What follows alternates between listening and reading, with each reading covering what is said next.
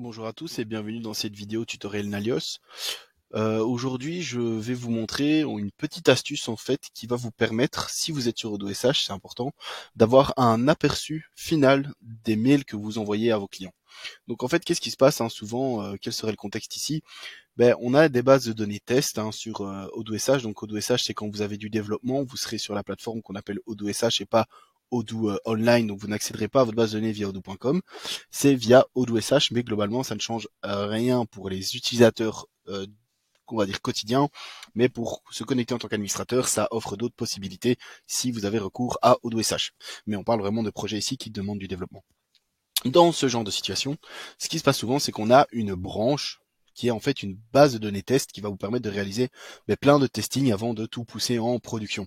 Et donc comment ça se passe à ce niveau-là? On fait nos tests et imaginons que lors de ces tests, on a besoin d'envoyer des mails à des clients, etc. Alors Odoo va automatiquement les bloquer pour pas que ça arrive réellement dans les boîtes mail puisqu'on s'agit de tests, mais on n'a jamais réellement un aperçu de à quoi ressemble le mail quand il arrive dans notre boîte mail. C'est toujours ah oui ok, on voit qu'il est bien parti vers un tel ou un tel, mais quel est réellement le rendu derrière ce mail en fait? À quoi ça ressemblerait si c'était vraiment arrivé dans ma boîte mail? En fait, il existe une petite option dans AutoSH qui permet ceci, et donc je vais vous la montrer. Donc imaginons que ici je suis sur une base de données et j'ai mon CRM et je vois que j'ai une nouvelle opportunité pour un client. Je vais donc vouloir avoir un petit renseignement par rapport à ce client et donc programmer éventuellement une visio avec le client en question pour le qualifier. Et donc, qu'est-ce qui va se passer? C'est que je vais lui envoyer un mail et je sais également que j'ai une collègue qui sera en charge de ce projet-là ou de ce client-là et donc je vais la mettre en copie. Et je vais donc envoyer à mon client, hello, dispo pour un meeting. Évidemment, on parlera de manière beaucoup plus formelle à un client. Ici, je choisis la facilité de raccourci.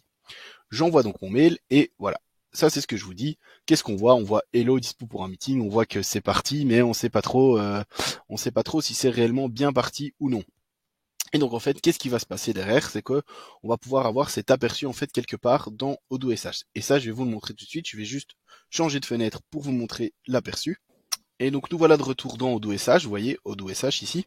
Et donc qu'est-ce qu'on va aller voir? On va aller voir le petit outil mail ici.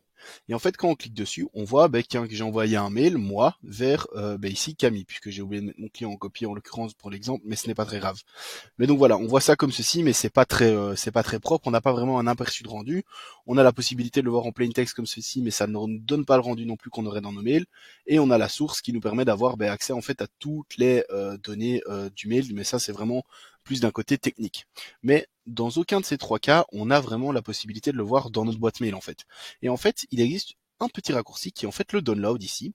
Et si je clique dessus, Odoo va me télécharger quelque chose. Alors je vais sortir de mon plein écran. Ah non, voilà, hop, ici je vais le récupérer.